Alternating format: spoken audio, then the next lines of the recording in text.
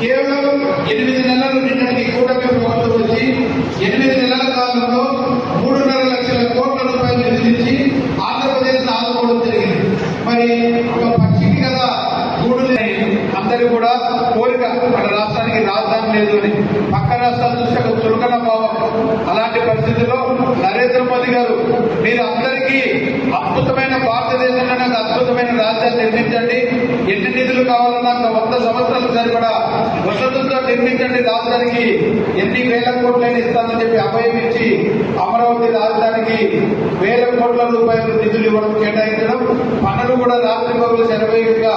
మొదలవడం జరిగింది. అంతేకాకుండా భారతదేశానికే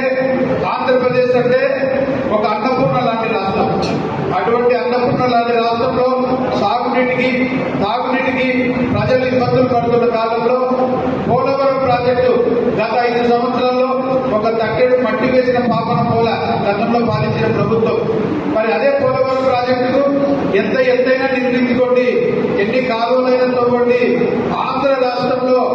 ఒక్క చెట్టు పొలం కూడా నీళ్ల సమస్య రాకూడదు,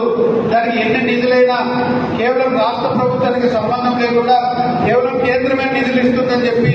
భరోసాగా ఒక తండ్రిగా అండగా నింటున్న నరేంద్ర మోదీ గారు ఈరోజు పోలవరం నిర్మాణం కూడా శరవేగంగా పూర్తయి కేవలం 2 సంవత్సరాల్లోనే పోలవరం నుంచి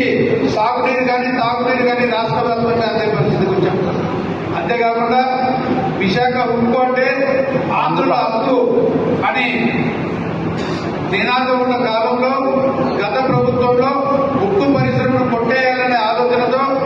కార్మికులను తొలగించడం, పరిశ్రమను అమ్మేసే ప్రయత్నం చేయడం, అలాంటి పరిస్థితుల్లో కార్మికులు యాజమాన్య సంఘాలు సంవత్సరాల తరబడి నిరసన కార్యక్రమాలు చేయడం జరిగింది. అలాంటి పరిస్థితులన్నీ గమనిస్తున్న కేంద్రం మన రాష్ట్ర ప్రభుత్వంలో ఉన్న భారతీయ జనతా పార్టీ నాయకుల ద్వారా, అలాగే కూటమి ప్రభుత్వంలోని నాయకుల ద్వారా వారికి విజ్ఞప్తి వెళ్లడం, అదే ఉక్కు పరిశ్రమకు కేవలం ఒక విశాఖ ఉక్కుకు 12,000 కోట్ల రూపాయల నిధులు కేటాయించి ఆ పరిశ్రమను మేము ఆదుకుంటాం, భవిష్యత్తు అంతా కూడా అది ఉన్నత స్థితికి వెళ్లేలాగా చేస్తామని చెప్పి కేటాయించడమే కాకుండా కొత్త ఉద్యోగాలను కూడా నోటిఫికేషన్ జారీ చేయడం జరిగింది. అంతేకాకుండా రాష్ట్ర ఆదాయం పెంచడంలో భాగంగా ఒరిస్సాలోని కొత్త ప్రాంతం, మనం ఆంధ్రలోని గుంతకల్ వరకు అనేక డివిజన్లను కలిపి విశాఖ రైల్వే జోన్ ప్రకటించి ఆంధ్రప్రదేశ్ కు రెవెన్యూ జనరేట్ చేసి ఆదాయ వనరులు ఏ విధంగా ఆంధ్రకు ఆదాయం వచ్చేలాగా చేయాలి,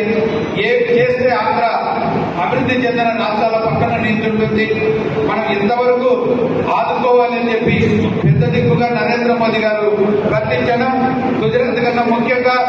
ఆంధ్ర వైపు ఆలోచించడం చేయడం మొదలు. అందుకే వారి ఆలోచన దృష్టితోనే ఈరోజు ఆంధ్రప్రదేశ్ కు